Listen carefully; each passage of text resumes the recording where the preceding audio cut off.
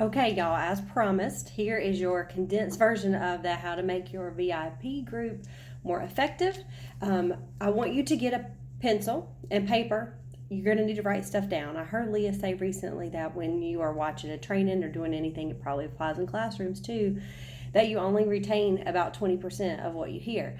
And so since this is a condensed version, you're going to want to retain as much of it as possible. So when I watch the hour-long one, like these are my notes. I got lots of pages of notes. So get something to write down. Okay.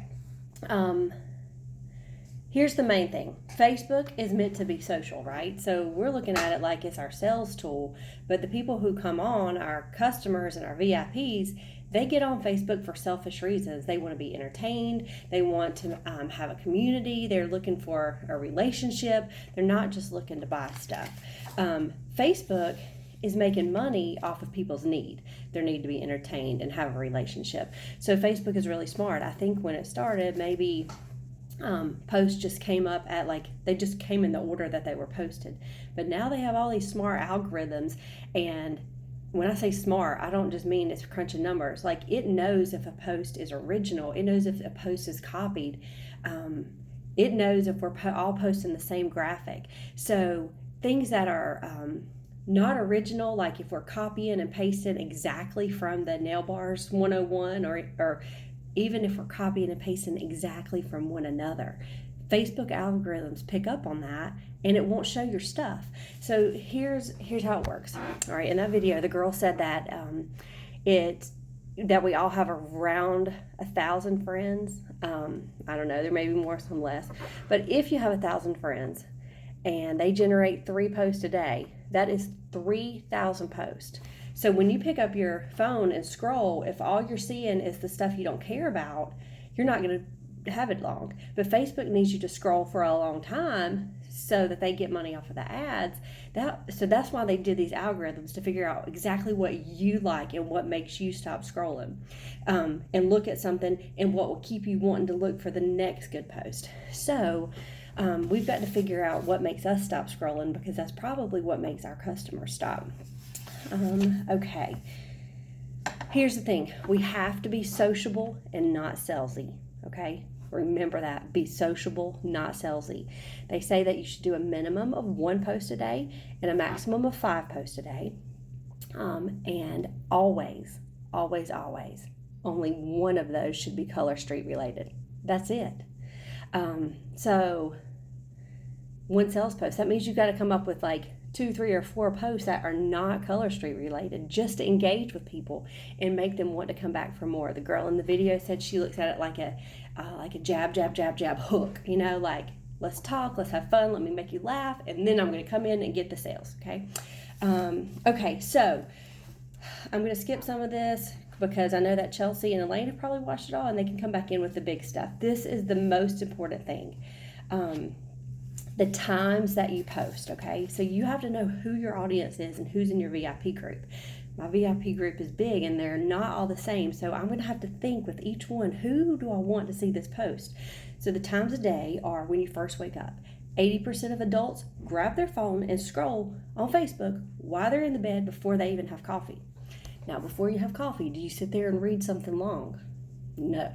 Do you care about sales for the day yet? No. You're looking for something quick, something bright, something that entertains you, that takes zero thought.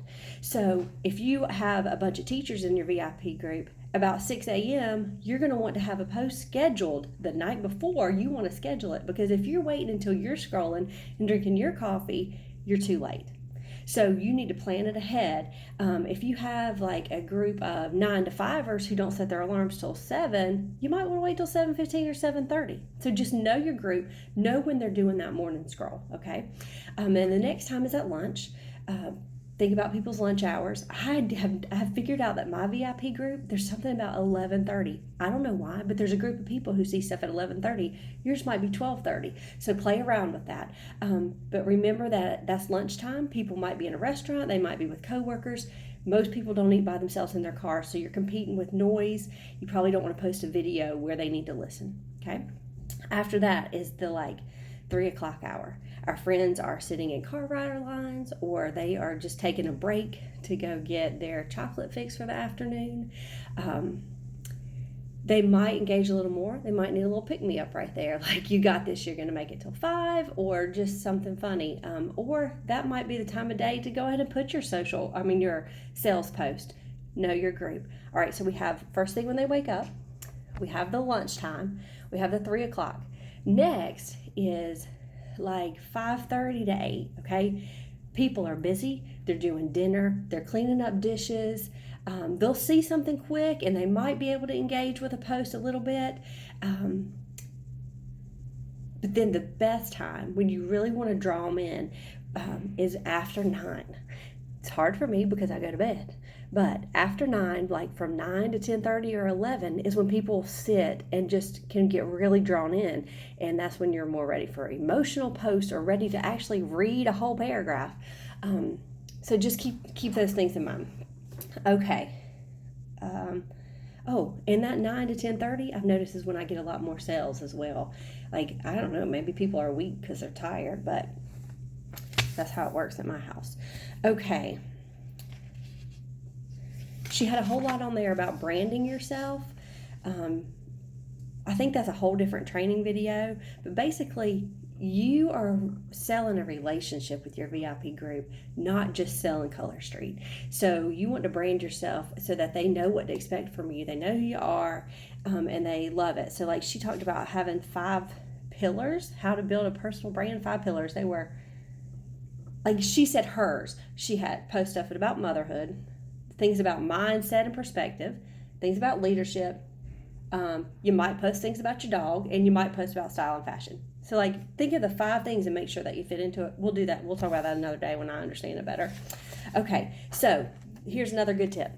When you address the audience, I am so bad about this and I will not do it again. I say, hey y'all, guess what? But you know what? They're not all sitting there together. Only one person at a time is reading that. Like right now, I'm talking to you, not all of y'all. I'm talking to you, the one person who's watching it. So if you want to engage more, make the post sound like it is directed just toward the one person who is reading it right then. Then I've said this before. You got to live your life on social media. Sell yourself. Let them know who you are. They buy from you because they like you and they trust you. So, people care about what happens to people, and when you post about yourself, then they feel like they can talk about themselves, and we know everybody likes to talk about themselves. It's just easier for us. Okay, this is super duper important. When you get a post out there that people decide to comment on, yes, those comments matter. The more comments, the more it shows up, but don't just put a like on it. So if they post a sentence about, oh my gosh, your dog is so precious, you don't just say thank you, because Facebook knows thank you is like 8 letters and a space, so 9 characters.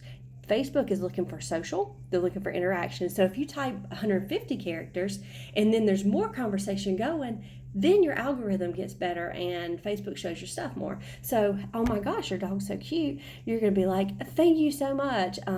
He's a sweet thing too, but he chews all the time. Or, hey, do you have dogs as well? Like, have you had a dog like this one? Whatever, just continue the conversation. Doesn't matter what it is, continue the conversation. It helps the people. They are there. Remember, they're there to be social. They're there to interact with you. You don't have to talk about nails all the time. Let's see. Oh yeah, so the algorithm picks up on real conversation. So not just putting like thumbs up, or we are all bad about saying, put a heart if this is you, or give me a GIF to do that. GIF, whatever. But Facebook knows that's not real conversation. I love GIFs. I use them all the time. I think they're hilarious. So I guess I'll cut back because Facebook likes it when we talk to each other. Okay, also, since Facebook likes it when we talk to each other, you need to talk to your people in Messenger, okay? So we want to keep putting out there when they order stuff, we want to put it out there and say thank you on the wall, because that inspires other people to buy. But we also need to send them conversations in Messenger. Thank you for buying these colors. Which one are you going to wear first? Or I've worn this one and liked it because blah, blah, blah. when you communicate through Messenger, Facebook's like, wow, they have a side conversation going. Those two people have a relationship. So they are going to keep seeing your posts. Your posts are going to pop up. So those 3,000 posts that pop up, yours is going to be one of the first 50. So they might actually see it. If you don't ever talk to them in like through your comments or in Messenger, your posts out of those 3,000 that come in a day are going to be down at the bottom 3,000 because Facebook thinks you don't really care about each other. Okay, so form a relationship through Messenger too. All my papers are all over the place. That's the main stuff. Think about the times a day. Don't post back to back. Don't post something awesome on your personal wall and on your VIP group, because then those two great posts are competing with each other. Facebook will probably only show one of them. Okay, I'm going to sign off because I think I'm going to start rambling, and there's a whole lot here, but we can't get it all in once. So, Chelsea, Elaine, tell us what else you took away from it. If you guys want to comment and tell us one thing you're going to do different, or one thing that hit you, or if you have something to add, please do, because I think this conversation can be beneficial to all of us. Those VIP groups are our bread and butter. When these Easter sets come out, we don't want to just sell them to our parties. We want our VIP group active. So we need the interaction. We need them to see our posts. So let's talk about how we can make that happen. All right, thanks.